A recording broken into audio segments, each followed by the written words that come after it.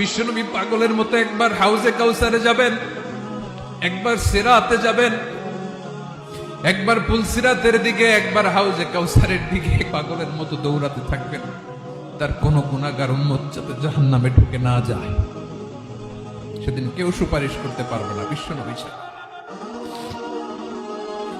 এজন্য 5 নম্বর আল্লাহ বললেন, মান যাল্লাযী ইয়াশফাউ ইনদাহু ইল্লা বিইযনিহি।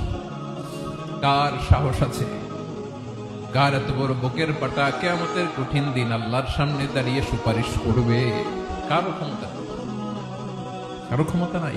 বিশ্বনবী সেদিন সিজদায় পড়ে উম্মতের জন্য কাঁদবেন, সবাই কাঁদবে, নফসি নফসি, আল্লাহ আমারে বাঁচাও, আল্লাহ আমারে বাঁচাও। বিশ্বনবী বলবেন, উম্মতি উম্মতি।